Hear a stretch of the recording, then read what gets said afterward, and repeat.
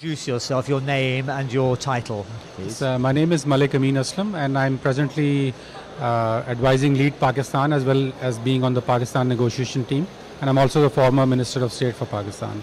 Okay, and you have in your hand a report, I believe, that's just been presented on the financing and how money is not reaching developed nations, pledged by the developed nations is not reaching developing nations. Can you explain a little bit more about what the report contains? Yes, the report that I have in my hand is actually a report which was just published by the AGF group, which is a group which was constituted by the UN Secretary General, and the idea was to decipher the $100 billion long-term climate finance pledge which was made by the developed countries in Copenhagen.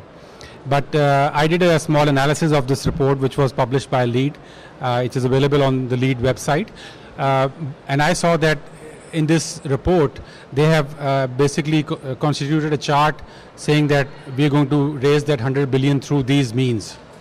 And I found that that was a deeply flawed prescription to be given to the climate debate at this time, and it has raised more questions than it answers, and it has instead of clearing the debate, it has further confused the climate finance debate.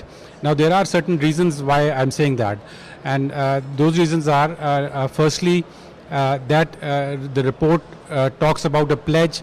It is a voluntary pledge, a $100 billion pledge made by the developed countries to give to the developing countries.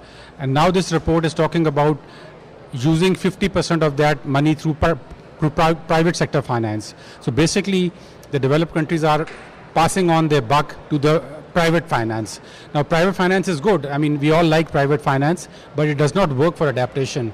And adaptation is what we need in developing countries, because countries like Pakistan, who are vulnerable to climate change, are spending money out of their own budgets. We spent $10 billion this year dealing with the climate catastrophe of floods that we faced in Pakistan. And similarly, Colombia had these mudslides last month. So these are climate disasters which are happening and which need urgent money. And that is what the climate finance debate was all about. But now you have a voluntary pledge of the developed countries being passed on to the private sector finance. Then the 50%, as I said, is passed. They're just passing on the buck, and the rest of the 50%, which is about $50 billion, and that is also up till 2020. In this report, the developed countries are saying that okay, we're going to raise that money through carbon pricing or the carbon market. Now, the carbon market, and they've fixed a price of $25 for a ton of carbon in the carbon marketplace. Now, we all know how unpredictable and how volatile the carbon market is. And if you want to basically honor your pledge by saying that if the carbon market goes to $25, only then we will be able to meet those $100 billion, then I think that it's a big hoax. What we saw at Copenhagen and the pledge that we saw at Copenhagen was just a big hoax, and this report is basically a walk away from that pledge. So I think that I'm very critical of this report based on these reasons, and it is endorsed even in this report itself. If you look, because it had some developing country participants in it also. Almost all the methodologies that have been used to raise that money or to come to those figures have been contested in the report. I'll just read out from what is in the report.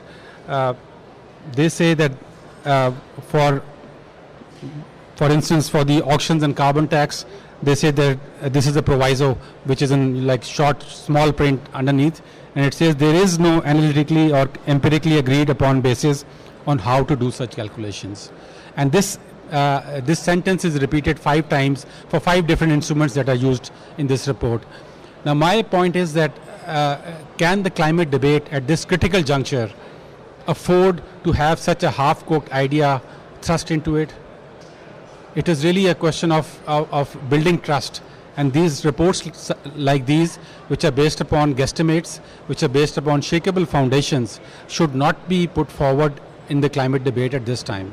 And presumably that the more complex the criteria for funding, the more easy it is to manipulate on behalf of on the part of the developed nations. Is that the case? We're looking for more simplicity, more transparency in funding. I mean, the simplest part is that the whole climate finance debate is anchored on the common but differentiated responsibility principle. Now, what does that say? That is linked with the polluter pays principle. That says that, you know, there are countries who are responsible for climate change, and then there are other countries who are not responsible for climate change. And the countries who are responsible for climate change are going to compensate or pay the countries who are getting affected by climate change. That is the whole moral, ethical basis of this debate, which was framed in the UNFCCC convention. Now, this report is moving away from that. What this report is saying that, well, we are responsible for climate change, but let's see what the private sector can do for us, and let's see what they can do for the mitigation actions in developing countries and make a buck out of it. The only problem is that the urgent money is required in adaptation, and there isn't a buck to be made in adaptation. Private sector money will not flow into adaptation, and that's where the whole quagmire comes in. And we saw last year, the whole process of Kyoto being derailed by these dangled carrots of the Copenhagen Pledge. And now after a year afterwards, now we're seeing this report come out, which is basically saying that we're not going to even meet that voluntary pledge. So it's very disappointing. And if the emphasis is shifted to the private sector, what kind of mechanisms, what kind of guarantees can governments use to ensure that the private industry actually pays what they're going to, because they're not paying, it seems as though developed countries are not meeting their pledges. How can you then shift it? Should a mechanism be in place, or is there any kind of mechanism you could have to ensure that private sector pays sector up? Comes into the carbon market. I mean, they come into the carbon market because there's money to be made in this whole process, and that is an effective way of generating finance within the private sector. But as I said, the problem lies in adaptation. That's money does not go into adaptation automatically unless the developed countries are able to honor their pledges. They are able to recognize their responsibility, which is a stated responsibility, which is a responsibility that they have agreed to under the UNFCCC convention. Unless that happens, unless that moral issue is there, we do not move forward. And I think that is where this whole climate debate hinges upon. And my point was that when you have such a muddled debate already, in which nothing is becoming clearer, why further muddle the waters by throwing in something like this, which is going to raise more questions, raise more uncertainty, and raise more confusion? I mean, what can you do to ensure that developed countries actually do honour their pledges? Shame them? Is that the only thing that can be done? Highlight their failure to pay up? Well, that is one thing that you can do, but the other thing is that when they do fail to meet up to the pledges of developing countries, I can give you the example of Pakistan. You know, Pakistan is a country which is on the forefront of the two defining wars of our generation. We are the foot soldier in the war against terrorism, and we are the foot soldier in the war against climate change. And the two are getting linked together. And the reason why I'm saying that is that when you have climate catastrophes like what we had this year, in which 20 million people were made into climate refugees overnight, and if climate finance or the forums like these cannot assist those millions of refugees who are homeless, who are without hope, and who are on the streets, then that becomes a trigger for radicalization.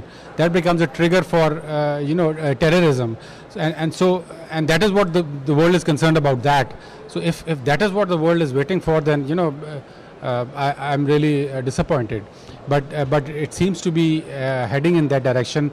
This whole process seems to be heading towards a lot of irrelevance, and reports like these are just adding on to that. Okay, that's great. Thank you very much. Thank you.